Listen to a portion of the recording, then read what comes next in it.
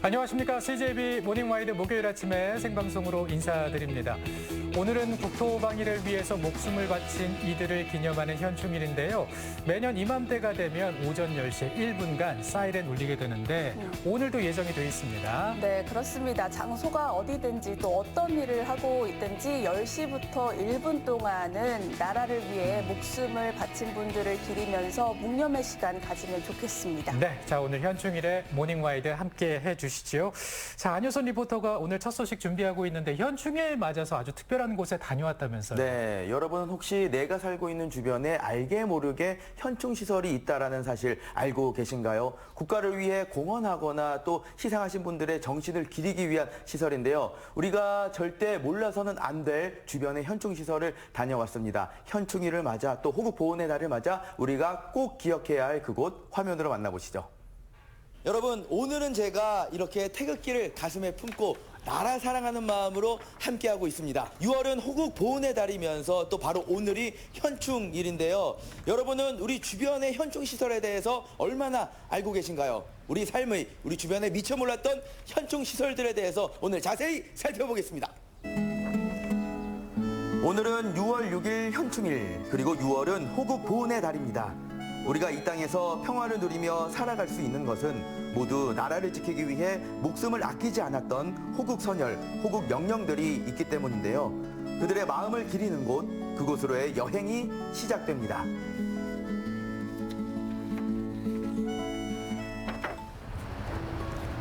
현충일을 며칠 앞둔 어느 날 청주시 옥산면 행정복지센터 앞에 하나둘 사람들이 모이기 시작합니다. 바로 이 기념비 때문인데요. 어르신들 몇 분이 지금 보이는데 여기에는 무슨 일로 오신 건가요?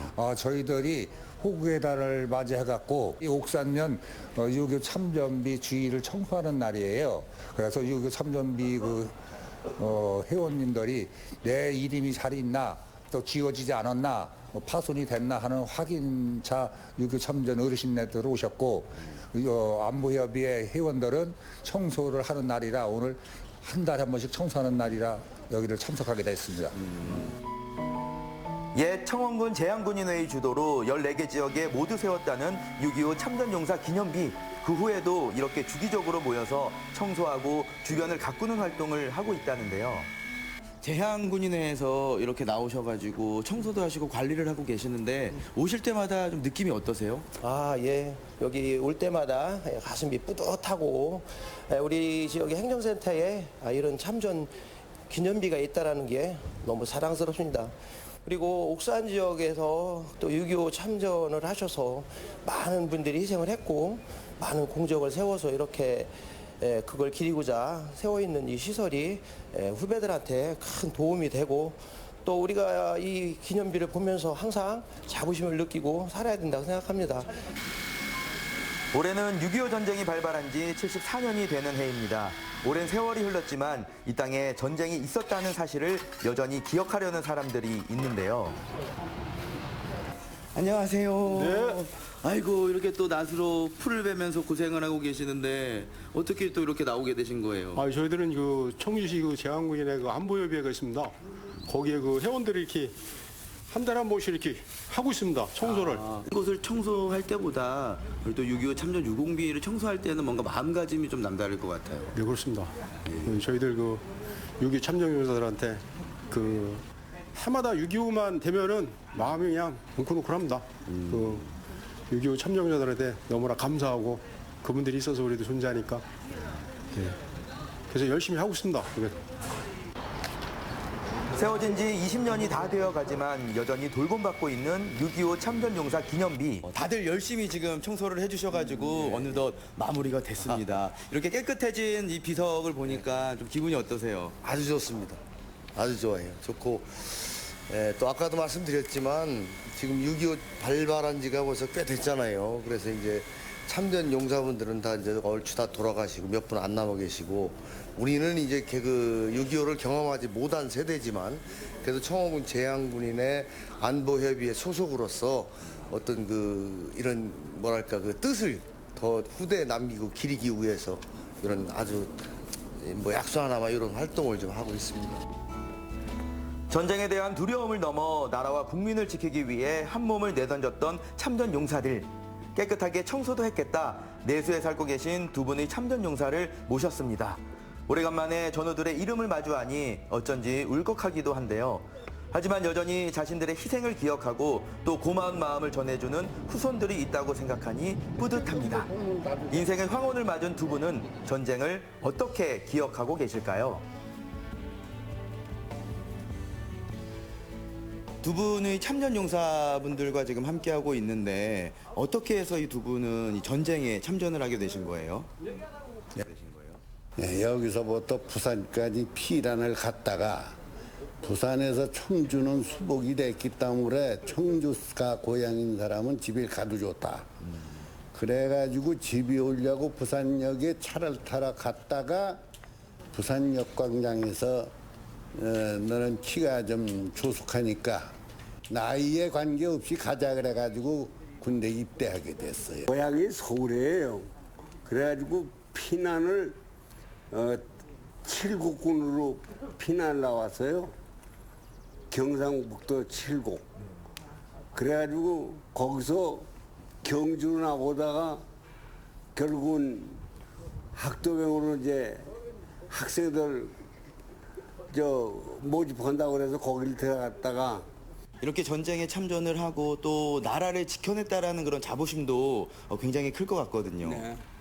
자부심이라고 한다면은 참 저 앞에 고지를 탈환을 해야 되는데 그래야 우리 군대를 살리고 우리 군인들한테 보급품을 제대로 갖다 줘야 되겠는데 그거를 참 우리 병사들의 희생을 무릅쓰고 그 전투를 해가지고 그걸 탈환해서 그 참 우리 군인들이 전투를 할 수 있게끔 보급품 보급이나 막 이런 것을 원활하게 해줬다고 할 때 그때 자부심을 좀 느꼈죠.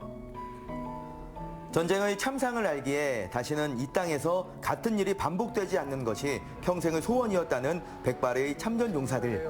젊은 시절 그들의 희생이 있었기에 지금의 평화가 있다는 것을 우리는 기억해야 할 텐데요.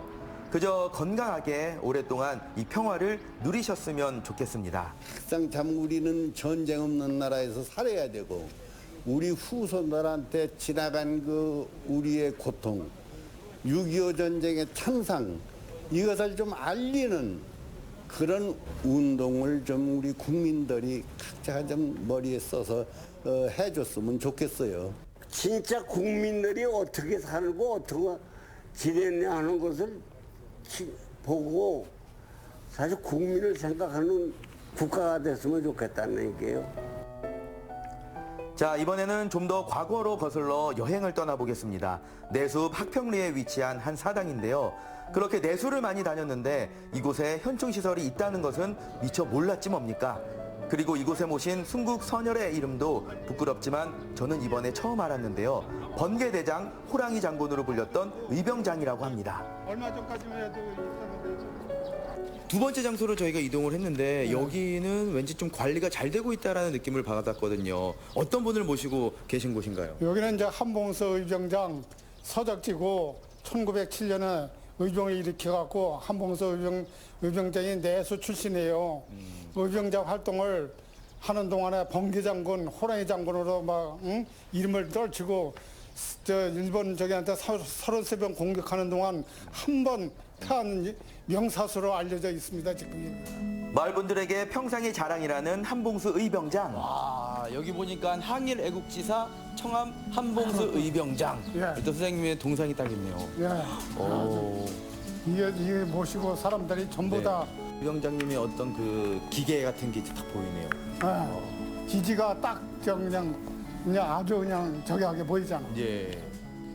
뒤에 보이는 이 한병수 의병장님의 동상이 굉장히 듬직하게 느껴지는데 매년 이렇게 또 탄신제도 지낸다라고 들었거든요. 예, 이게 이 양반이 탄생한 날이 매년 5월 8일이에요.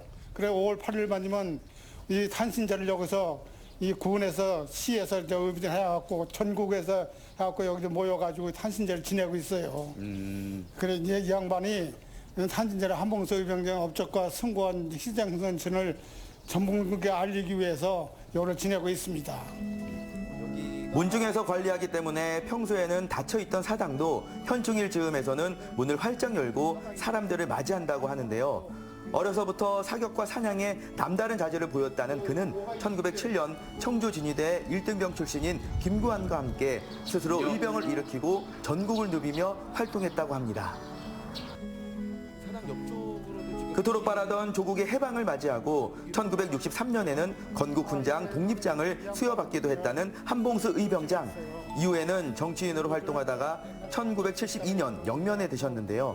사적지는 묘소 주변에 2007년 꾸며졌다고 합니다. 한봉수 의병장님에 대해서 이야기를 나눠보니까 우리가 살아가면서 꼭 잊어서는 안 될 뿐이다라는 그런 생각이 드네요. 아, 그렇죠. 이게 또 완전 우리나라 건국 훈장을 1963년대에 독립장을 이제 수여하기도 했고, 그때 당시에 2007년도까지 여기서 이제 묘지를 여기서 해서 다 운영한 거예요. 그러니까 의병장으로서는 아주 좋은 분이라고 우리는 항상 잊지 말고 살아야 될 겁니다. 또 다른 곳에는 어떤 현충시설이 있나 궁금해지는 하루였습니다. 우리 주변의 현충시설을 돌아보면서 가슴 아픈 역사를 우리가 잊지 말고 꼭 기억해야겠다라는 생각이 들었는데요. 현충일인 오늘 그리고 호국보훈의 달인 6월을 넘어 언제나 그분들에 대한 감사한 마음을 갖고 살아가시길 바라겠습니다. 네, 우리가 살아가고 있는 주변에 현충 시설이 자리하고 있다는 사실을 미처 몰랐는데요. 네네. 우리 충북에는 총 150개의 현충 시설이 있다고 하더라고요. 맞습니다. 오늘 소개해드린 현충시설 외에도 가볼 곳이 참 많더라고요. 네. 특히 이 충북 북부 보훈지청에서는 6월에 현충시설로 음성의 무국전적 관광지를 선정했다고 합니다. 6.25 전쟁 당시 최초의 승전지인데요. 이 외에도 이 괴산의 홍범식 고택이라든지 충주의 동락전승비도 있는데요. 내가 살고 있는 주변에 어떤 현충시설이 있는지 찾아보는 것도 의미가 있을 것 같습니다. 네, 오늘 현충일이고 또 6월은 또 호국보훈의 네. 달이지 않습니까? 우리 지역의 현충시설에 가셔서 감사의 마음 전해보시는 거 어떨까요?